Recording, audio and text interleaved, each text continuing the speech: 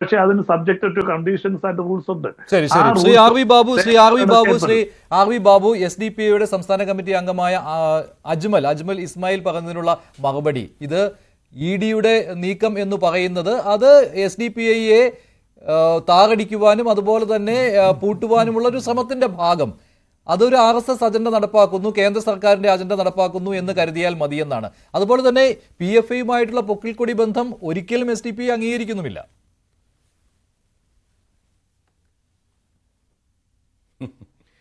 അല്ല, ഇത് EDയെ സംബന്ധിച്ച് മാത്രമല്ലല്ലോ.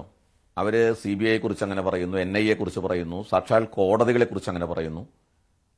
നമ്മുടെ നാട്ടിലെ എല്ലാ ഭരണഘടനാ സ്ഥാപനങ്ങളെ കുറിച്ചും അതെല്ലാം RSSന്റെ ചട്ടുകങ്ങളായി പ്രവർത്തിക്കുന്നതാണെന്നുള്ള ആരോപണം SDPIക്കുണ്ട്, പോപ്പുലർ ഫ്രണ്ടിനുണ്ട്. ഇവിടുത്തെ മുസ്ലിം സംഘടനകളും അത് പ്രതിപക്ഷ സംഘടനകളൊക്കെ വെച്ച് പുലർത്തുന്നുണ്ട്. അത് അവർക്ക് വെച്ച് പുലർത്താനുള്ള അവകാശത്തെ ഞാൻ ചോദ്യം ചെയ്യുന്നില്ല.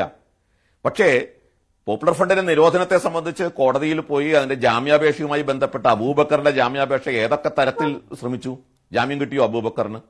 ജാമ്യം കൊടുത്തില്ലെന്ന് മാത്രമല്ല, ഒരു കാരണവശാലും ജാമ്യം കൊടുക്കാൻ പാടില്ല എന്ന നിലപാടെടുത്തു. കർണാടക ഹൈക്കോടതി ചിലർക്ക്, മദ്രാസ് ഹൈക്കോടതി ചിലർക്ക് ജാമ്യം കൊടുത്തപ്പോൾ ആ ജാമ്യം സുപ്രീം കോടതി റദ്ദാക്കി. കാരണം അത് വളരെ കൃത്യമായിട്ട് പോപ്പുലർ ഫ്രണ്ട് പോലുള്ള സംഘടന നടത്തിയ ഭീകര പ്രവർത്തനങ്ങളുടെ വളരെ കൃത്യമായ വിവരങ്ങളുടെ അടിസ്ഥാനത്തിലാണ് സുപ്രീം കോടതി പോലും ജാമ്യം റദ്ദാക്കിക്കൊണ്ടുള്ള നിലപാടെടുത്തത്.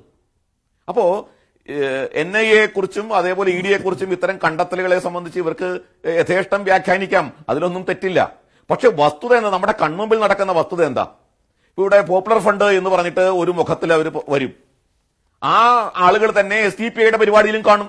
അപ്പൊ അവര് SDPIക്കാരാണ്, ഒരേ സമയത്ത് ക്യാമ്പസ് ഫ്രണ്ടാണ്, അവര് ഒരേ സമയത്ത് ഇമാം കൗൺസിൽ വരും, റിഹാബ് ഫൗണ്ടേഷനിൽ വരും, അവര് മനുഷ്യാവകാശത്തിന്റെ പേരിൽ വരും. ഇതെല്ലാം ഈ പറയുന്ന പൊന്മാന്റെ വേഷമണിഞ്ഞ മാരീചന്മാരാണ്, അല്ലെങ്കിൽ ആട്ടിൻതോലിട്ട ചെന്നായ്ക്കളാണ്. അവരാവശ്യം വരുന്നതനുസരിച്ച് പല മുഖങ്ങളിൽ പ്രത്യക്ഷപ്പെടും. ഇപ്പൊ നമുക്കറിയാം, ഇപ്പോ അജ്മൽ 3 പ്രാവശ്യം RSSനെ നിരോധിച്ചു എന്നൊക്കെ. RSSനെ നിരോധിച്ച സർക്കാർ നിരുപാധികം, അത് നെഹ്റുവിന്റെ ഗവൺമെന്റ് അടക്കം നിരുപാധികം പിൻവലിക്കേണ്ടി വന്നു. നിരുപാധികം പിൻവലിച്ചു, 75 പിൻവലിച്ചു, അതേപോലെ 92 പിൻവലിച്ചു. പക്ഷെ മുസ്ലിം സംഘടനകൾ ഒരുപാട് നിരോധിക്കപ്പെട്ടല്ലോ. ആ നിരോധനം പിൻവലിച്ചോ? സിമിയെ നിരോധിച്ചു, അതിപ്പോഴും തുടരുകയല്ലേ. ISSനെ നിരോധിച്ചു, അതായത് അബ്ദുൽ നാസർ മദരിയുടെ ISS, പിന്നെ അതോ തിരിച്ചു വന്നോ? ആ നിരോധനം പിൻവലിച്ചോ?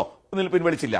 ഇപ്പോ പോപ്പുലർ ഫ്രണ്ടിനെ നിരോധിച്ചിരിക്കുന്നു. എനിക്ക് യാതൊരു സംശയമില്ല, അതിന് നിരോധനം നീണ്ടു. കാരണം ഇതെല്ലാം, അത് മാത്രമല്ല, ഇന്ത്യയിൽ നിരോധിക്കപ്പെട്ട സംഘടനകളുടെ ലിസ്റ്റ് നിങ്ങൾ എടുക്കൂ.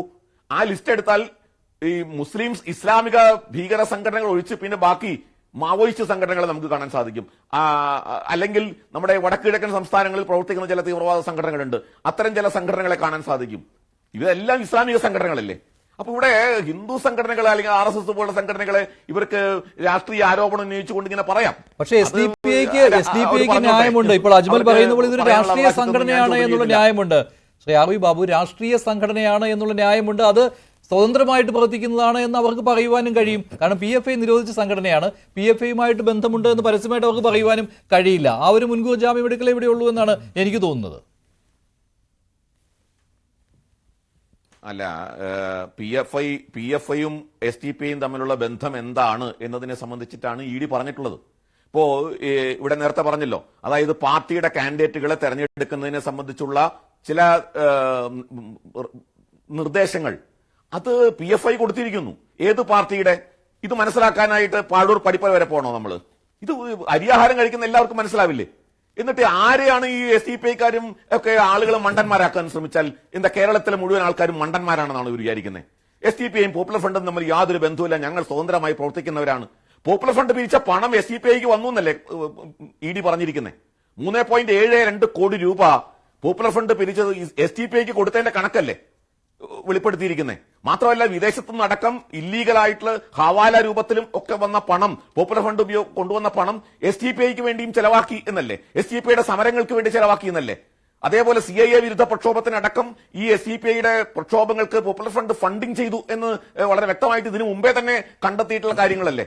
അപ്പൊ ഇതെല്ലാം ആരെയാണ് ഈ അജ്മൽ പൊട്ടനാക്കാൻ ശ്രമിക്കുന്നത്? ജനങ്ങളെ മുഴുവൻ വിഡ്ഢികളാക്കാൻ ശ്രമിച്ച് നിങ്ങൾ പറഞ്ഞാൽ അതൊക്കെ അങ്ങ് തൊണ്ട തൊടാതെ വിഴുങ്ങാൻ കഴിയുന്ന ആൾക്കാരാണ് ഇവിടെ ഇരിക്കുന്നത്. അപ്പൊ അതുകൊണ്ട് ED കൊടുത്തിരിക്കുന്ന ഈ റിപ്പോർട്ട് സത്യസന്ധമാണ്, വസ്തുതകളോട് ചേർന്ന് നിൽക്കുന്നതാണ്. നമ്മുടെ കൺമുമ്പിൽ നമ്മൾ കണ്ട കാര്യങ്ങൾ അല്ലാത്തതൊന്നും തന്നെ ED റിപ്പോർട്ടായിട്ട് കൊടുക്കുന്നതായിട്ട് ശരി, നമ്മൾ ശ്രീ മോഹൻ കണ്ടിട്ടില്ല. വർഗീസ്, പക്ഷേ കേരളത്തിലാണ് അതിനെ ഏറ്റവും substantiate കൂടുതൽ ചെയ്തിരിക്കുന്ന റെയ്ഡ് ഇതുമായിട്ട് രേഖകൾ ബന്ധപ്പെട്ടില്ല. അവര് PFIയുടെ search നിരോധനത്തിന് ചെയ്തു. ശേഷം സ്ലീപ്പർ സെല്ലുകൾ